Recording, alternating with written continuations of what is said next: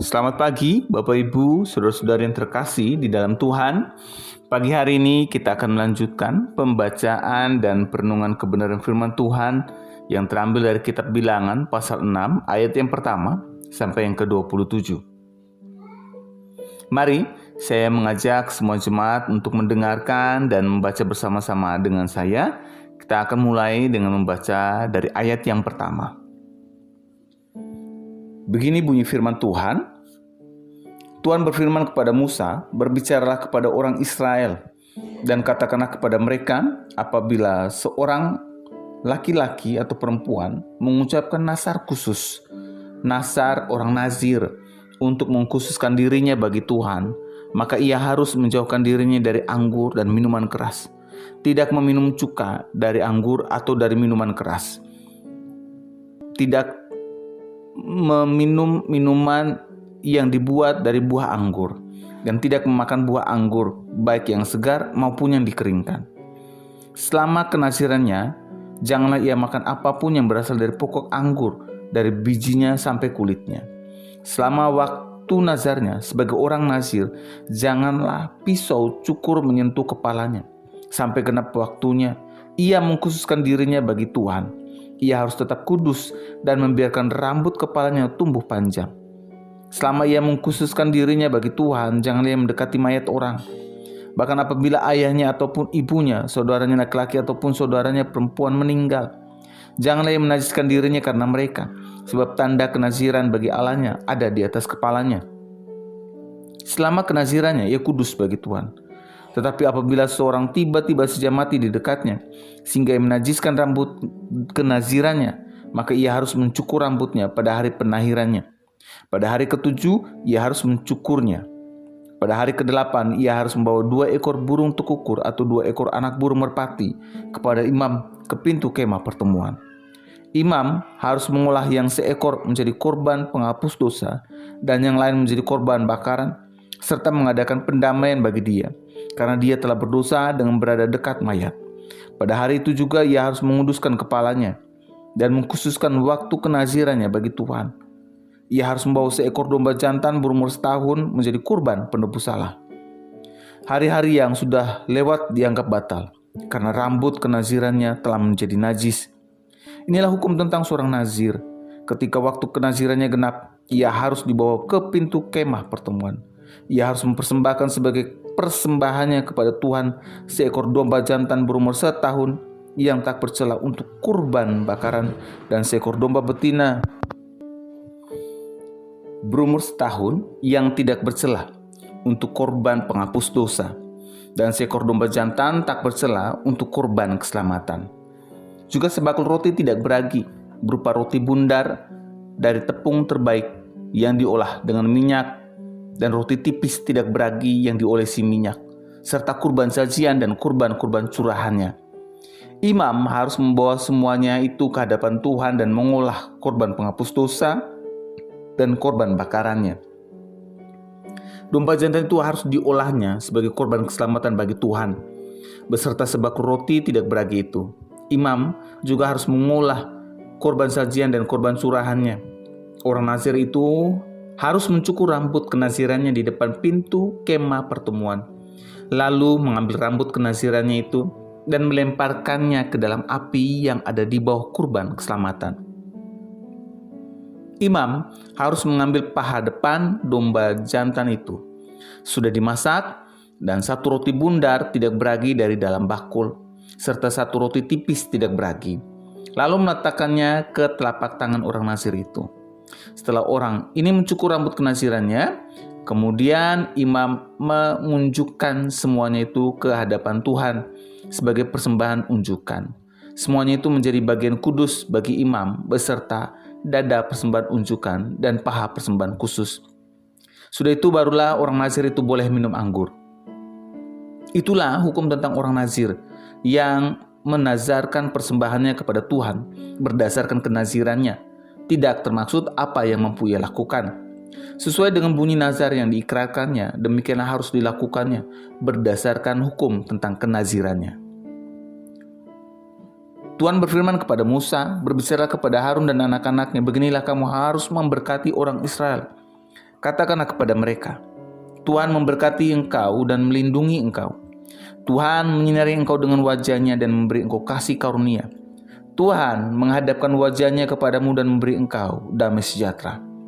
Demikianlah harus mereka letakkan namaku atas orang Israel, dan aku akan memberkati mereka. Bapak, Ibu, Saudara-saudari yang terkasih di dalam Tuhan, hari ini sedikit kita membahas kitab Bilangan dan pasal 6 hari ini untuk menambah pemahaman kita mengenai kitab Bilangan. Kitab Bilangan merupakan kitab keempat dalam Perjanjian Lama dan bagian dari Pentatuk atau 5 kitab Musa. Kitab ini mencatat perjalanan bangsa Israel selama 40 tahun di padang gurun. Dimulai dari tahun kedua setelah keluarnya mereka dari Mesir hingga tiba di dataran Moab. Nama Bilangan dari terjemahan Yunani dan Latin yang merujuk pada 2 sensus atau penghitungan bangsa Israel yang dicatat dalam kitab ini.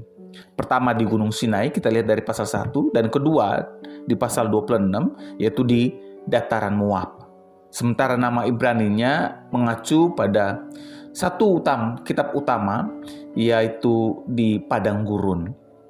Latar belakang kitab ini adalah perjalanan yang penuh tantangan. Bangsa Israel harus menghadapi panasnya padang gurun, ketakutan akan musuh, kelaparan, dan haus. Mereka seringkali tidak sabar dan meragukan Tuhan. Namun Tuhan tetap setia memimpin mereka. Nah, sedangkan kaitannya hari ini di dalam pasal 6 yang kita baca, khususnya coba kita lihat lebih kecil, bagian skup yang paling kecil, yaitu di ayat yang ke-22 dan 27 tentang ucapan berkat imam. Hari ini menjelaskan kepada kita bahwa berkat ini diperintahkan Tuhan kepada Musa agar dilakukan oleh Harun dan anak-anaknya selaku imam, agar memberkati umat Israel setiap hari dalam upacara petang di bait suci.